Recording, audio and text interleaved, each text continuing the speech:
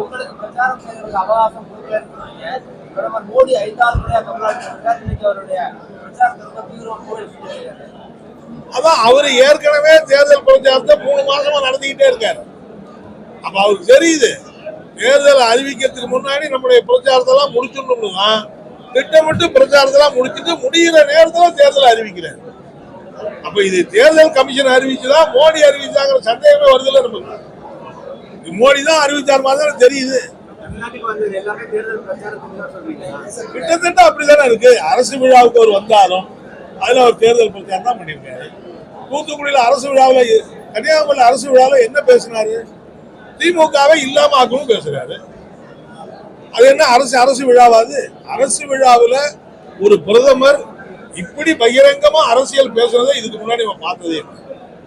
ஒரு கட்சியை குறிப்பிட்டு பேசுற அரசு விழாவில். எனவே முழுக்க முழுக்க அது தேர்தல் பிரச்சாரத்துக்காக தான் அவர் அரசு விழாங்கிற பேர்ல, ஆன்மீக விழாங்கிற பேர்ல இப்ப தேர்தல் பிரச்சாரங்கிற போல எல்லாத்தையும் ஒரே அஜெண்டா தான். அதெல்லாம் முடிஞ்ச பிறகு அறிவிச்சிருக்காங்க.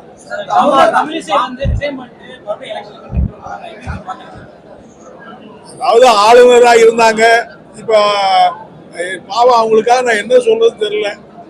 ஆளுநர் பதவியை ராஜினாமா பண்ணிட்டு தேர்தலில் நின்று அவங்க நம்முடைய அனுதாபத்தை தான் அவங்களுக்கு தெரிவிக்க வேண்டியிருக்கு. ஏன்னா பாஜக தமிழ்நாட்டில் வெற்றி பெறவே விடாதுன்னு நமக்கு நல்லா தெரியும்.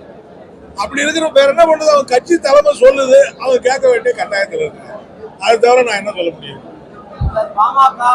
பாஜகவோட அறிவிச்சாங்க. இப்போ அதிமுகவோட கடந்த கூட்டணிக்கு எதிர்கூட்டணிக்கு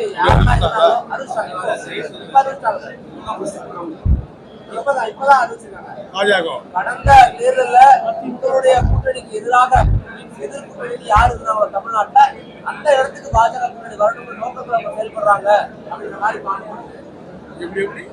திமுக கூட்டணிக்கு எதிர் அணி அப்படின்றது பாஜக கூட்டணி தான் அப்படின்னு முன்வைக்கிறாங்க. இல்ல அப்படின்னா பாஜக கூட்டணி தான் எதிர் கூட்டணின்னா அவங்க கிட்ட சரிபாதிக்கு மேல கட்சிகள் இல்லையா அவங்களோட? இப்ப ரொம்ப படாத பாடுபட்டு பாமகவை சேர்த்திருக்கிறதா நீங்க சொல்றீங்க. இதுவே பாருங்க, பாமக இந்த பக்கம் காலையில வரைக்கும் அதிமுக பேசிக்கிட்டு இருக்காங்கன்னு சொன்னாங்க. அது என்ன கூட்டணி? அது நான் என்ன கேட்கிறேன், பாமகவை பாஜகவை கூட்டத்தை சேர்த்துக்கிட்டு நீங்க வாரிசு அரசியலை பத்தி பேசலாமா? பாமக என்ன அடிப்படையில் இருக்கிற கட்சி? டாக்டர் ராமதாஸ் அந்த கட்சிக்கு தலைவர். அவருடைய மகன் அன்புமணி தான் அந்த கட்சிக்கு அடுத்த தலைவராக இருக்கிறாரு. நீங்க வாரிசு அரசியலை பத்தி பேசுறதுக்கு எங்க போச்சு? உங்க கொள்கையை நீங்களே மீறிட்டீங்களா கூட்டணிக்காக? ஓகே.